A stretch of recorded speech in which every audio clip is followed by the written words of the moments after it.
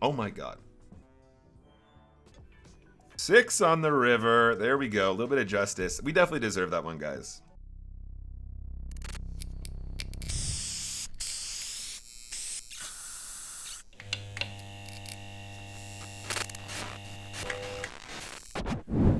Ladies and gentlemen, we are live once again. It is midday. It is Wednesday. That means we're playing a spin and goes all day today. You guys know the drill. You guys know I've been doing this for absolutely ages and ages and ages now. And it's pretty much what you'd expect. We're going to play some poker. We're going to play some spins. We're going to talk some strategy. As per usual, guys, we're going to start at some lower stakes. We're going to work our way up. Queen 9 suited. So technically speaking, we're supposed to limp and call a shove against the unknown. I think we're going to limp and try and play it, but otherwise we might fold to the jam. In order for the Queen 9 limp call to be really good for us, it's going to have tons of equity, right? Anyway, with some dead money in the middle. But in order for this to actually be a really good spot, we need to know that they're going to be shoving the correct range from out of position, and I think a lot of people aren't at this level. Queen high for the win, easy game. Like, we've literally never lost this pot, ever, in the history of mankind. Is there a value bet? Just kidding. We're still winning. What?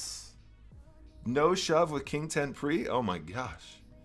Definitely need a note for that, though.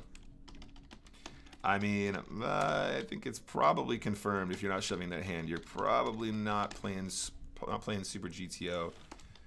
Did not shove King 10 off first limp. 10 effective. Heads up spin. This seems quite specific, but I think also it's an indication that our opponent is going to be a lot more passive than most.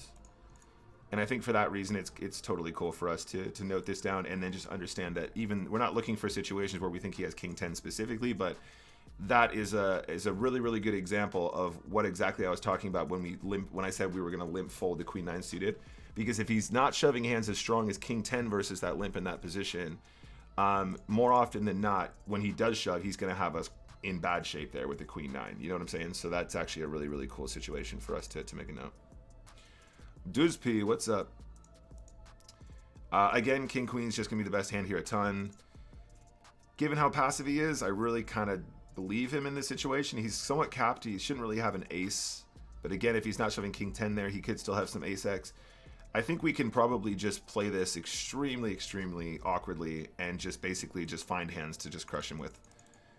Again, like, this note immediately indicates to me that we don't really have to take any high variance lines late game. We can just play all the hands where we know we should be playing, and then whenever we're in position, we can just play extremely passively until it's like completely like, this is ridiculous for us to fold here now at this point. We're just too shallow not to fold what is the correct hand. But we're going to be live often enough and everything like that, so it's all Gucci for sure. Yeah. All right. GG, in my opinion. Osio says, how big was your biggest downswing being in spins? That's a really good flop. Oh my god. My biggest downswing ever, I think, was probably about 100 bigs, and I've had that 100 binds, excuse me, and I've probably had that. I've had that a few times. Yes, sir. Feels good. Feels good. King 7. Pretty close. I mean, we could potentially shove this once in a while versus the raise. Do we ever... I think this is almost always going to be a flat.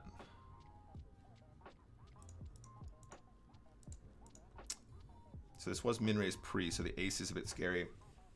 Where were we? We were at 12 big blinds effective, and he min-raised, though.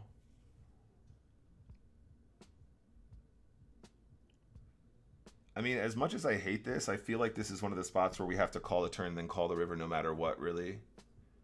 Just because, like, a min-raise at this specific stack depth, the min-raise at this specific stack depth is I don't know, like, a lot of the ace-x combos are shoving, and this guy seems pretty solid. So I think we're gonna call him down here. Maybe we get it wrong, but I just think it's a mandatory call down in my opinion.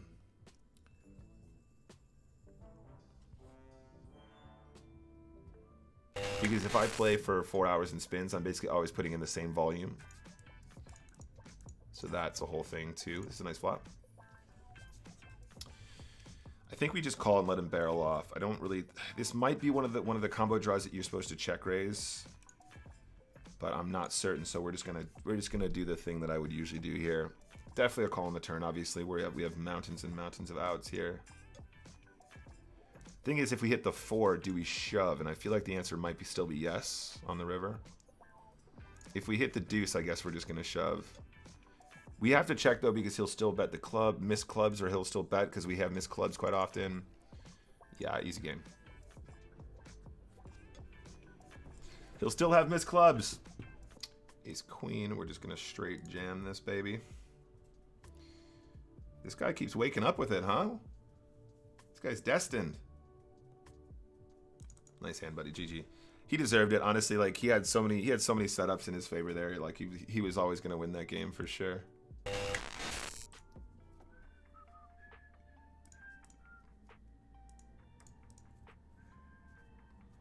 I mean, how are we not winning on this turn every time, huh? It's literally impossible for us to lose this pot.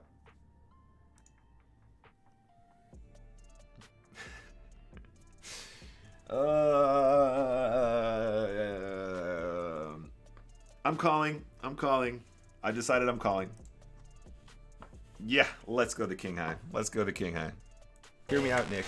Bounty spinning goes. Can we make them a thing? And can we get like 0.5% lifetime royalties on the idea? Well, in some ways, that's kind of what KO is. Obviously, it's not. There are key differences, but I'm sure the idea has been considered. What if we just did one table of spinning goes, one table just spinning goes with randomized bounties instead of randomized like player pools at the start? That would be cool. And I think people might get behind that because you have the opportunity to get 2 spins in one game if you take out both people, right? I think are we just jamming turn here? I don't want to bet 3.6 and then leave myself with nothing behind. So I guess we push, but I guess that means no, we full pot the flop. So I think this is the line, I guess. Seems good. He's going to call with Jack 6. The desperation. All my respect and love. Love you, Spade. Thank you, buddy. I appreciate that. We have the strongest top pair in the world. In the history of poker. All right, 75. Vioka on our left. We got some notes on this player. 3x, c-bet, ace 10x flop. So just a question mark there. I'm not really sure what to make of that situation yet. I think we're 3-betting this. That makes sense to me. Pocket eights plays well enough. They're all in with pocket fives. Can you believe it?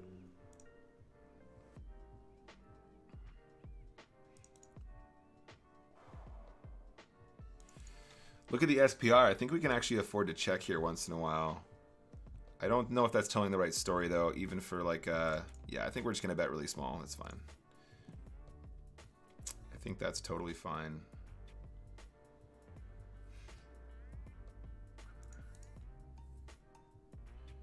Yeah, this is how we get the whole stack for sure. 4.5 makes the pot so big, then we're shoving so small on the river. SPR is so small if we bet turn here.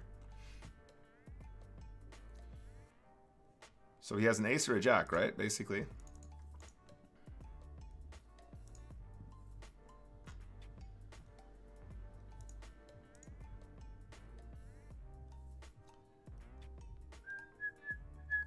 It's only 11 big blinds. You can't fold. Yeah. That's going to look good on the graph, guys. Not going to lie. All right, king 8 of spades. I think we're okay actually just to make, we're a little bit on the deeper side here. This is fine. I feel like GTO is crazy complicated, but there are quite a lot of spots where the EV is really close. Yeah, no, and that's quite astute because that's specifically the situations that I'm making reference to. Like, there's I think, especially at deeper stack depths, when you limp small pocket pairs, you're supposed to call versus easiest. Oh my God, easiest game ever. Oh my God, that spade would have been so cute. Against this guy specifically, I'm gonna go for the steal. And I think we're gonna get enough folds to make this a incredibly unbalanced steal. Once we get to the flop, I think we just bet small. I don't really want to check and give him the opportunity to start bluffing because then we're not really sure where we're at with the 4. So I'd rather just try and take it down right here, right now.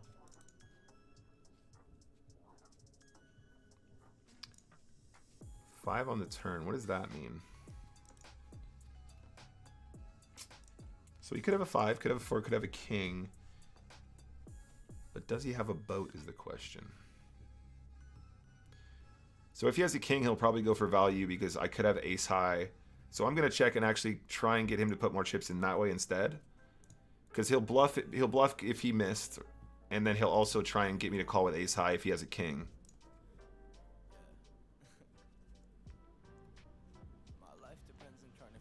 Question is, do we shove over the...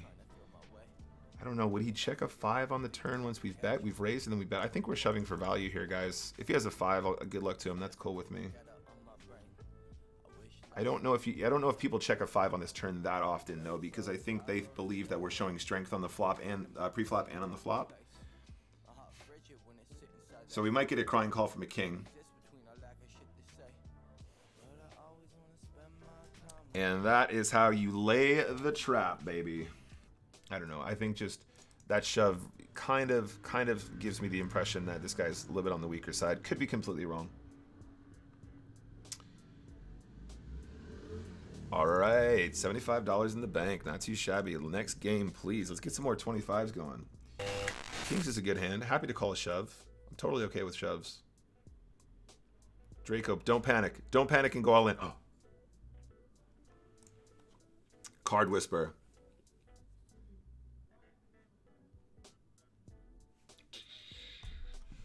The Card Whisperer strikes again. That shove is totally fine, though. We do exactly the same thing.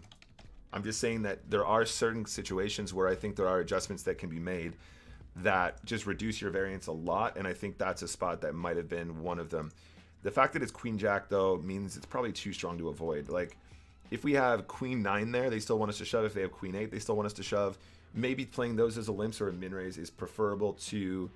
Like, that's the adjustment I'll make, but Queen Jack will still remain a shove or something like that, you know?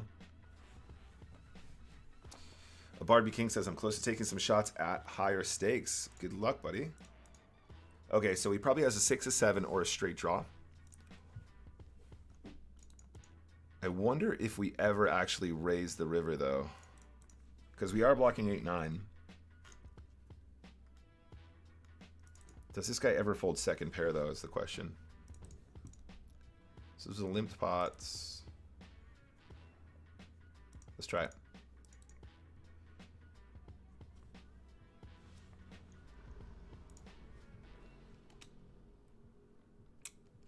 I'm cheering. I'm cheering inside.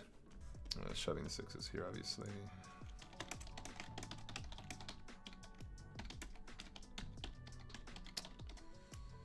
Six on the river. There we go. A little bit of justice. We definitely deserve that one, guys. We definitely deserve that one, given our play. The biggest spin that I ever hit was $150,000, and I came.